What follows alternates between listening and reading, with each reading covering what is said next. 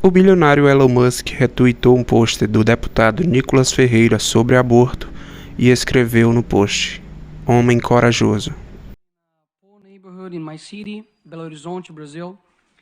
I'm married, I'm Christian, and we are expecting a daughter, Aurora, who will be born in 3 months. I became the most voted federal congressman in Brazil, and I'm here to warn you about what's happening in my country. I apologize if I make any mistakes in my speech. I'm still learning English. The left returned to power in the presidencies of Brazil this year, but it has had the power of universities, media, and culture for decades. America is like a body, and its health is a tripod: patriotism, morality, and spirituality. If someone undermines these 3 areas, America will collapse from within. Stalin said this. They have known the secret for a long time and use all possible means to achieve their goal, the destruction of the family. But you may wonder, wouldn't that be too radical of an idea? Does anyone really want to do this? And after all, how would they do that? First, they destroy the sense of reality. There is no longer right and wrong, good or bad. Everything is relative. When they say that, why then say that men exist? Women, aren't they concrete concepts? Therefore, they must be abolished. Then they move on stage number 2, the destruction of identity. If you are nothing, then everything can be everything. Therefore, they will destroy your identity as a person. Young people no longer know what or who they are. They are carried away by any wind of doctrine and cling to what is fashionable. They tell you, dress like this, use this type of language, and finally, live like this. It is the generation most lacking in good references that has ever existed. After all, the left replaced Jesus with a Black Lives Matter activist and exchanged the cross, which represents injustice, against an innocent person for symbols that represent nothing other than selfishness of activism itself. By the way, the rainbow is not yours, but ours. Read the Bible and you'll find out.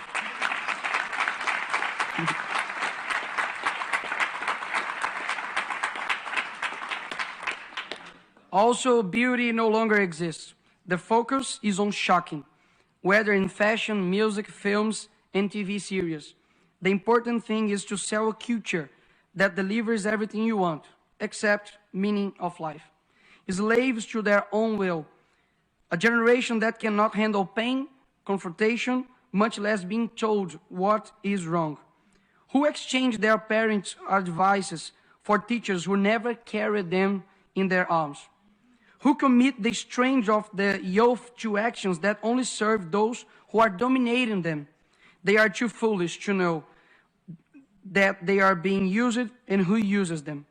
Like those who campaign for abortion, but ignore that 75 years ago, the Universal Declaration of Human Rights was published, which in its 3rd article states, everyone has the right to life.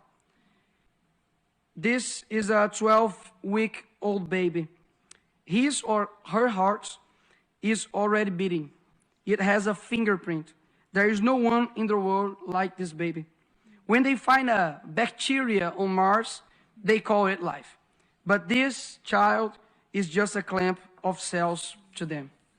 To those who propagate death and help the largest silent genocidal movement, we will respond with a culture that recognizes the sacredness of life and encourages its acceptance. I renew my commitment of protecting the lives of children, both before and after birth. This is the first and most fundamental of rights. Without it, nothing else is possible. But this is not only tool they use to change our culture. Men who use it to lie about their ages, to go to war and fight for their country, but now lie about their biological sex to compete with women. How did we get to this point? Who is responsible for creating this generation? Where are the men and women with the courage to say they will not bow to tyranny? Are we watching the world collapse in front of our eyes and we are just going to watch it? No. We ain't nobody's slaves. Our freedom was achieved with a lot of sweat and blood, and it would be very naive to believe that it would be not with sweat and blood that we would maintain it. I come here to give a message to all who still have hope in changing the world. The world will be a better place if there weren't so many people promising to improve it.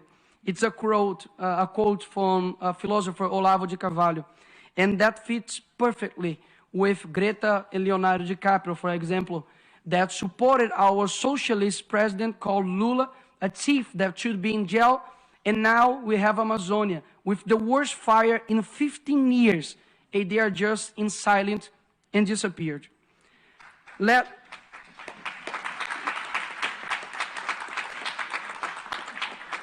us first be the change. I know that the situation looks terrible and the conservatives tend towards private life, his work and his family.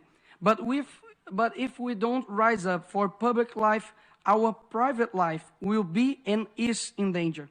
To do this, we need to raise educators who will dictate new directions for UNESCO, for example. Education that teaches and not doctrinates. New judges who will honor the magisterium and deliver justice. And not like some of Brazil's Supreme Court who have betrayed the Brazilian people and persecuted their political opponents. New teachers who will use the classroom to train students and not activists. New artists, musicians, directors who will influence culture towards something other than just sex and promiscuity. New people who will transform this world.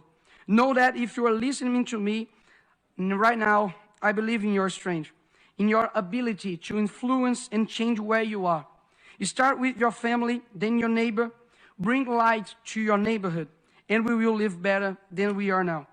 We never know the extent of our influence, where our voice will reach. But I hope I have reached your heart, because I'm speaking from it. Love is the only thing that transcends time and space. So I hope this speech resonates across generations. To complete, I always say a phrase in Brazil.